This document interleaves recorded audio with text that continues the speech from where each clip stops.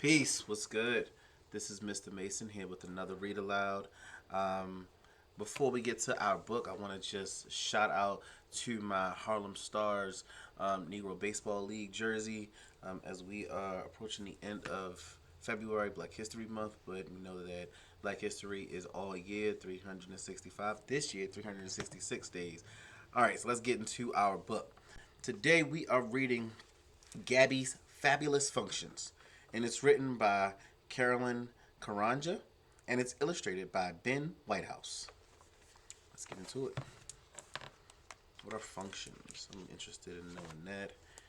See lots of colors and recipes on this cover. Let's see. Meet our coding creatives. This is Addie. Addie likes arts and crafts. She spends most of her time coloring, playing music, and making things. Whenever she sees something new, she wonders how it came to be. She likes to say, I wonder. Does anyone else like to wonder about things? Wonder how things work? This is Gabby. Gabby loves to read, play outside, and take care of her dog, Charlie. She is always curious about how things work. Whenever she sees something that needs fixing, she tries to find the best way to improve it. She often says, what if? I also like saying, what if? What if we did this? Addie and Gabby make a great team. Gabby and her mom are grocery shopping. They are buying ingredients that Gabby and Addie will need for some recipes. Recipes are instructions that lead to an end result, something delicious. Blueberries plus strawberries plus bananas equal fruit salad. Tomatoes, green peppers, lime juice plus cilantro equal salsa. Ooh. Check out all the things they're getting. They're throwing lots of stuff in the cart. Today is Gabby's father's birthday. Gabby wants to make him breakfast. Addie has come over to help. Gabby's mom had to go to work. Before she left, she prepared the ingredients for fruit salad and for breakfast tostadas. Let's start with the fruit salad, Addie says. It's the easiest. Here's what we need, Gabby says, reading the recipe. Blueberries, strawberries. Hmm, what else? What else do you think they're putting in the fruit salad? Who would you like to put in your fruit salad? All right, let's see. Mixing ingredients to make something new is like a function in the computer program, Addie says. When you ask for a cookie, you don't say, please pass the eggs and flour and sugar and butter and chocolate chips. You just say, pass the cookies, please. A function is like a recipe for a computer, Gabby says. It tells the computer that when you say cookie, what you really mean is eggs, flour, sugar, butter, and chocolate chips, all mixed and baked into circle shapes. Ooh, let's see. And let's read this function here in this green box. It says, a function is a block of code that performs a certain task. It tells a computer what you need to do without having to explain every step. Functions help programmers avoid having to repeat the same actions over and over. If you need to do a task again and again, you can create a function that works as a shortcut.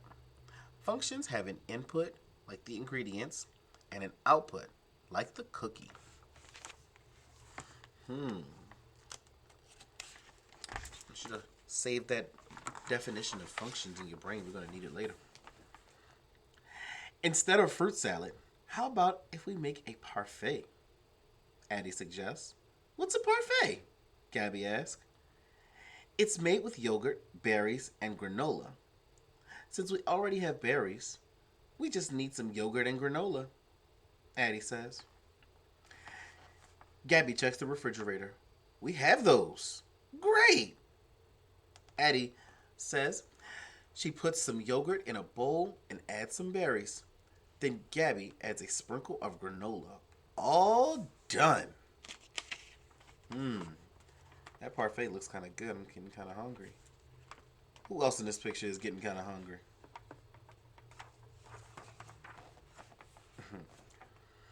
Gabby picks up the tostadas recipe. So, if recipes are like functions, the input for this would be refried beans, grated cheese, avocado, lettuce, salsa, and a corn tortilla. She says, Addie and Gabby put together the tostada using the ingredients Gabby's mother prepared. And the output is the tostada. Addie cheers. Now, we just need to warm it up. Let's make some more parfaits, Gabby says. What if we make a function factory? A parfait function factory. Look at these inputs. What are some things they're putting in? The function, and then that output. Ooh, that output looks delicious. The girls make a sign that says input. They put it next to the ingredients sitting on the counter: yogurt, berries, and granola. Then they make a sign that says output for the finished parfaits. Between the two signs, they set up a box that says function. What does the box say? Function. Nice. When we input the ingredients, our output will be a parfait, Gabby says. Ooh, let's read this function. It's detailed. Let's see. In a video game, you might want to make your character run, jump, or turn. Several code blocks would be needed to make each of those actions or tasks happen. The code blocks need to appear in a certain order to make the task happen correctly. Instead of typing all those code blocks every time, you could create a function for each task. A function combines many steps into one. The code blocks are the inputs for your function. The action is the output. You can name your functions run, jump, turn left, or turn right. The functions might look like this: code A plus code B plus code A equal run. Code C plus code D equal jump. Code E plus code F equals turn left. Code E plus code G equals turn right. Each function would run the blocks needed for that task. That way, with just one click, your character can run, jump, or turn quickly to win the game. Whew, those functions seem like a lot of work. Gabby's dad comes into the kitchen. Happy birthday, Gabby and Addie call out. We use functions to make your breakfast, Gabby explains. Let's show your dad your parfait function factory, Addie says. Okay, I'll be the computer, Gabby says. She stands behind the box so that her dad can't see what she's doing. Input, please, she says to Addie. Addie hands her the yogurt, berries, and granola. Behind the box, Gabby quickly mixes the ingredients into a fancy glass to make a parfait. Then she sets the finished parfait next to the output sign. So what are some of the inputs? How about the function? What does that function do? And what's the output? Let's see. Ding! Goes the toaster oven. Now your tostada is ready too, Gabby says, and carefully puts it on a plate and gives it to her dad. Addie hands him the parfait. Gabby's dad dips a spoon into the parfait and takes a bite. Well, this is the most delicious output I've ever had, he says. Good coding and cooking, girls. Looks like he's enjoying it. It looks like they're proud of their work. How do you think the dog feels? How do you think he feels about this? Great answers. Which function makes the perfect pizza? Addie and Gabby decided to make a pizza for lunch. The ingredients or input for their pizza are cheese, sauce, dough, and pepperoni. Just like code blocks in a function, ingredients need to go in a certain order to get the right result. Which row shows the correct order to get the right results for a pizza? Let's look at them. Do you think it's row 1, row 2, or row 3? And we're looking to see which set of pictures has the right function in the right order to make a pizza.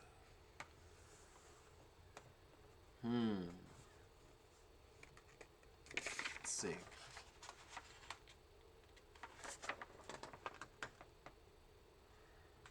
You're right. I think it is number 3.